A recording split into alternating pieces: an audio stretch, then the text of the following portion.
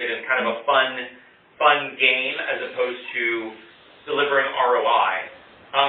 But do you think, like, is there anything else that would need to happen?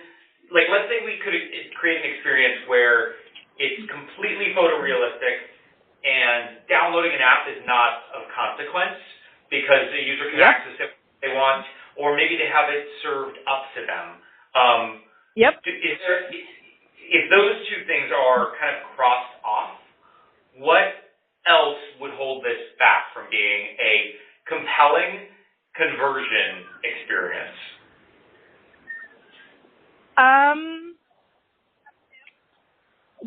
What comes to mind is not what would hold it back from being a compelling conversion experience, but I think, now this is me a little bit thinking with your hat on, is, you know, when you get into these branded environments, you can only, you know, play with one brand's shades, right? And sometimes you may never have shopped that brand before, or maybe you've got a couple of their products or whatever else.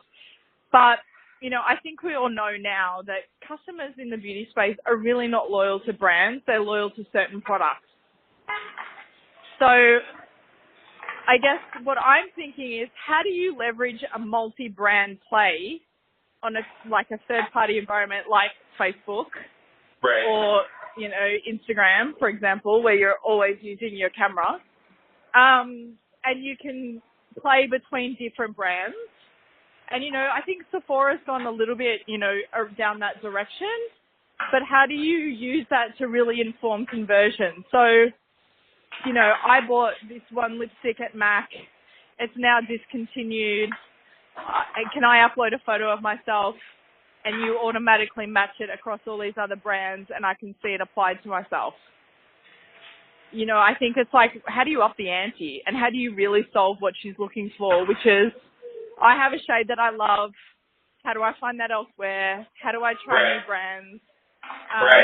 And then also, how do I move into other categories, which is, you know, what brands are always trying to do, because if you're loyal to a product, you know, it's not as easy to get someone to shop cross-category.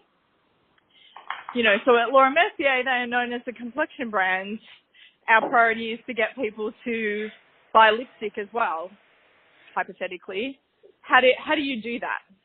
If you can see my whole face on the camera, you know what color hair I have, you know what color eyes I have, why are you not telling me what lip color would also look really good with that foundation that I'm trying on? Because you know what shades would theoretically suit me. Wow. So I think that's where you get a bit of like artificial intelligence as opposed to a really user-driven experience.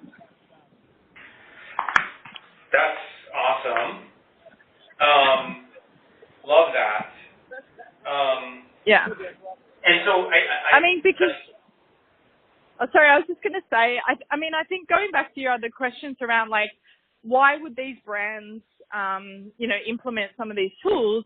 It's because in a way they're trying to replicate a makeup artist being there to guide the customer. And the makeup artist has that knowledge and saying, oh, you know, Amelia, you have blonde hair and blue eyes. Even though we're talking about a foundation right now, you know, she, like that artist, he or she would know other great products for me, you know, and they easily like serve that up on a platter when you're about to close the sale. Why not build something that does all of that in one? That is that's very compelling. I'm ready to buy this product. I'm in. I'm in too. Can you buy it and we'll pilot it? Perfect.